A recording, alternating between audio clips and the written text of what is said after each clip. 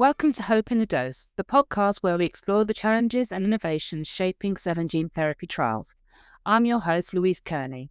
Today we're tackling one of the most critical aspects of these programs, long-term follow-up. Why is this so important? According to the latest ASCGT quarterly report, there are over 2,000 gene therapies in development. With CAR-T therapies, lentiviral vector-based treatments, and gene editing approaches requiring up to 15 years follow-up, we're looking at a rapidly growing population of patients who will need monitoring for years, sometimes decades. And joining me today is Gordon Cummings, Global Growth Lead here at Fortrea for Market Access Consulting and Health Economics and Outcomes Research. Hi, Gordon. Thanks for joining us today. Hi, nice to be here. So first question, why is long-term follow-up in cell and gene therapy so important? For a number of reasons. Obviously, there's an increasing number of studies being done in this area that leverage the long-term follow-up study design. And within that approach, it's important to think about the various study design considerations, because these participants are engaging in this study can range from 5 to 15 or even longer years, and being able to have the ongoing engagement with the participant is a critical element to be able to capture and highlight the real-world impact of these treatments in a real-world setting. And what are the regulatory requirements? What do we need for a long-term follow-up study like this? Well, obviously, it's always important to speak to and understand the guidelines in the appropriate regulatory regions, whether it's, as an example, in the U.S. or EMEA. Also, to better understand from a regulatory standpoint the different lengths of follow-up that are required based on their guidelines. And even within the different potential time period follow-up, it's also important to understand the type of information, the frequency of that data to be collected, and being able to implement that per the regulatory guidelines. Yeah, and I've found that the FDA guidelines have been particularly helpful.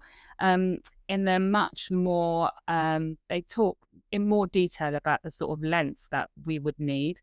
Although it does depend on the individual IMP, but it gives a rough guideline. So, for example, for AAV, sponsors can expect to have a follow-up for 5 years, whereas for lentiviral cell and gene therapy, perhaps they'd be looking at 15 years. And I know there have been discussions in wider circles around CAR-Ts and treatment like that, which suggests that maybe people will have to keep it going for even longer than that.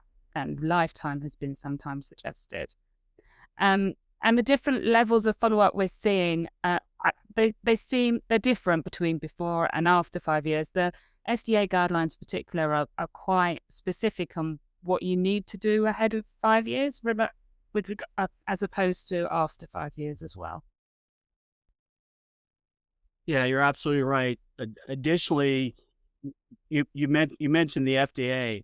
I also think that in their recommended guidance, they also highlight in the U.S.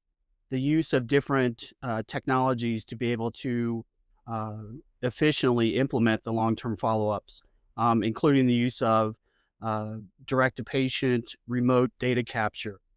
So I think these are important elements when designing and implementing a long-term follow-up. And what mistakes do you see sponsors making in their study designs when they're looking at these types of studies? Yeah, I think probably one of the biggest is keeping the invasive and study-specific procedures frequent in the early part of the long-term follow-up, and still requiring that for a long time. Again, the intent for the long-term follow-up is to understand the the impact of that treatment in a real-world environment. So it's being able to collect the necessary required information uh, while minimizing the level of invasiveness for the participant. Another thing that is um, potential mistakes that we see within this study design is not considering the patient's health status. Um, Again, I think as mentioned previously, these participants are being part of this study for a very long duration, and some patients might go into palliative care um, that could potentially lead to dropout. So, having that engagement relationship and value proposition for the participant is important for such a long duration. Yeah, and I've certainly seen protocols that had sort of very study specific MRIs right up to the 15-year period. And that comes with a whole load of operational problems about keeping those sites open, having people trained on that particular method of MRI, and making sure the equipment is still going to be available there. And that's before you even start thinking about whether the patient is really going to want to come in and have an MRI at 15 years after a treatment as well. So keeping it simple is something that I've seen definitely makes a difference. Um, Another question that I get asked all the time by sponsors is around long-term follow-up and whether the long-term follow-up portion of a program should be part of an interventional trial or should be just a completely standalone protocol. Do you have any thoughts about that? Yeah, absolutely. It's a great question.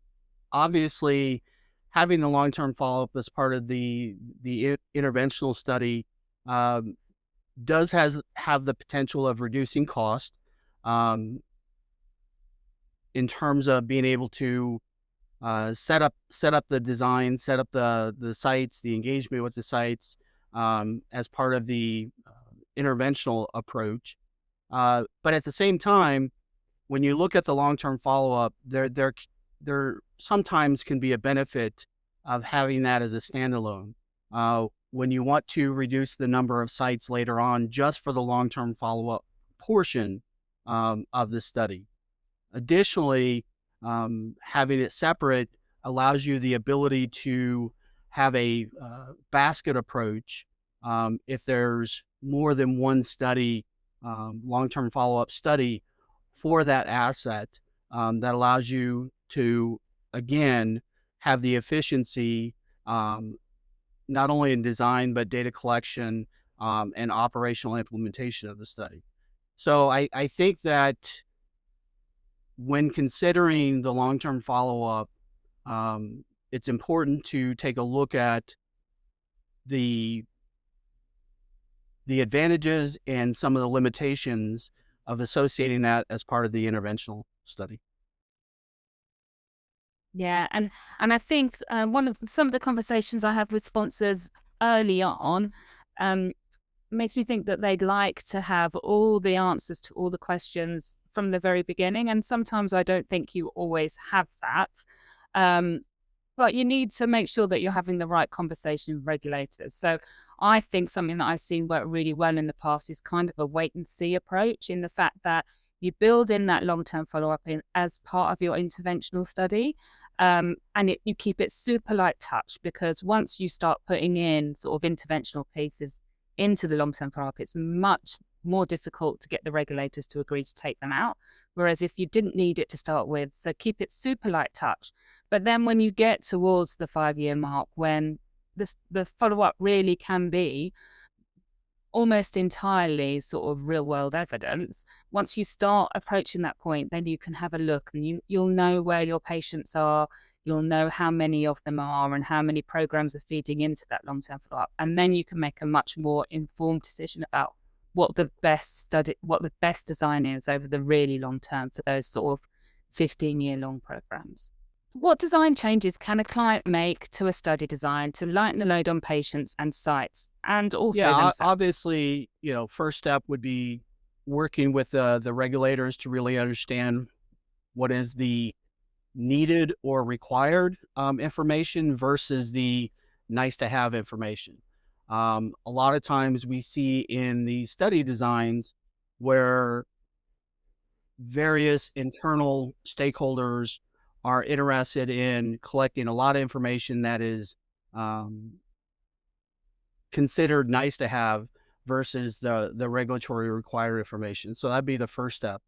Um, Also, when looking at the type of information and the frequency and the timing of that data to be collected, better understand the impact on the participant of that data being collected within that study time period. So, for example, do you really need to have a patient come to a site for a physical exam?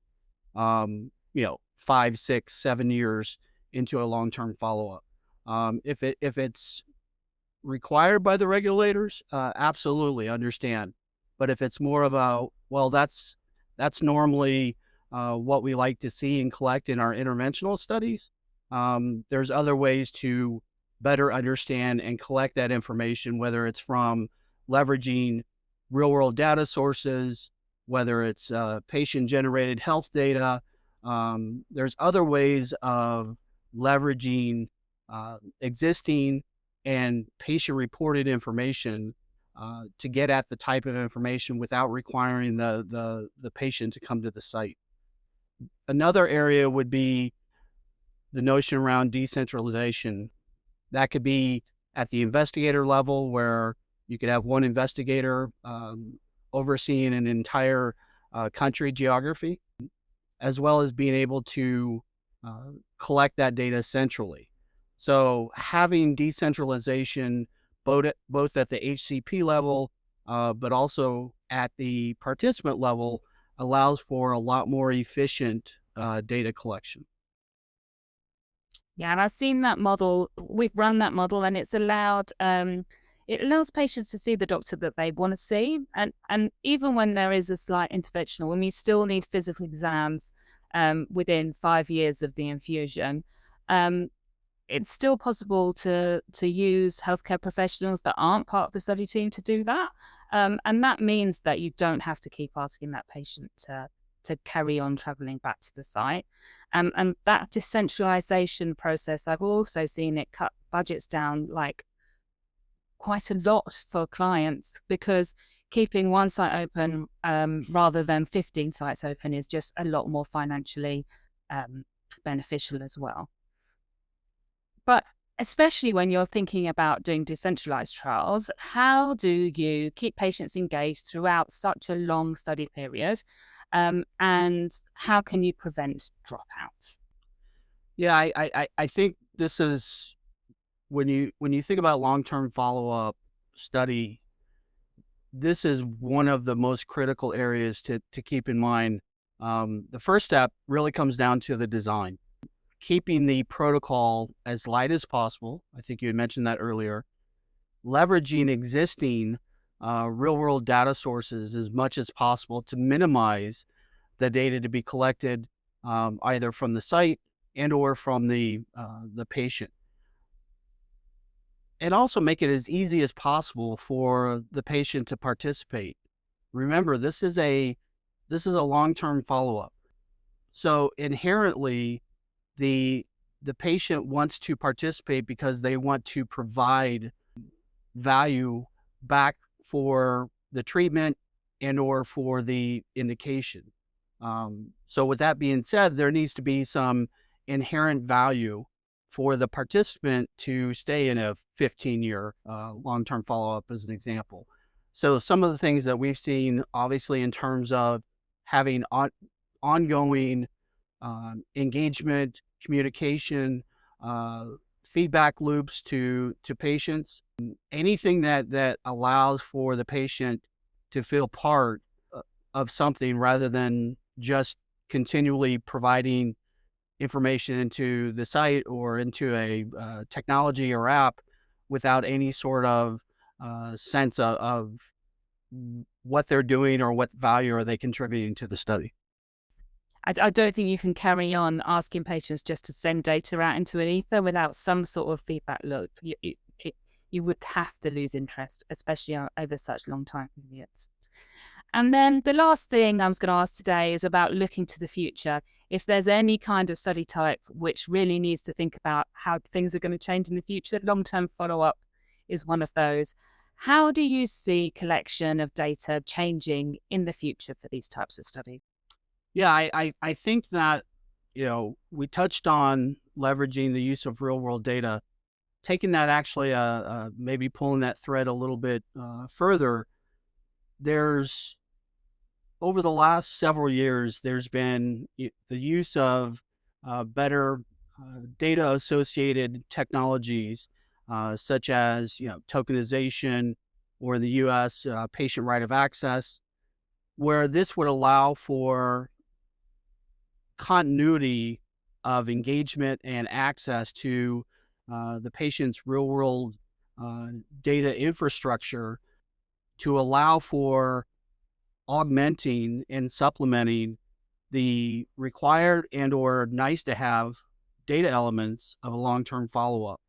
Additionally, as an example for patient right of access, it allows for, if those patients actually are lost to follow-up, they decide to drop out of the study, that patient right of access authorization would allow for that continuity of data, even if the patient drops out of the study. And lastly, as an example, patient right of access would allow future engagement with the patient if there is a need to augment some patient-generated health data, even outside of the existing confines of the protocol. So leveraging data-associated technologies enhances and allows for this type of study design to become much more efficient than it was, several years ago. Thanks, Gordon, for joining us today. I found that really interesting. That wraps up today's conversation on long-term follow-up in cell and gene therapy trials. We've explored why it's essential, how sponsors can reduce burden on patients and sites, and the exciting role of data technologies in making these studies more efficient. With increasing numbers of patients requiring up to 15 years of monitoring, sponsors need to start planning now for scalable, patient-friendly approaches. A big thank you to Gordon Cummins for sharing his insights. And if you've enjoyed this conversation, please look out for more Hope in a Dose episodes for further discussions on advancing cell and gene therapy. Until next time, I'm Louise Kearney, and thanks for listening.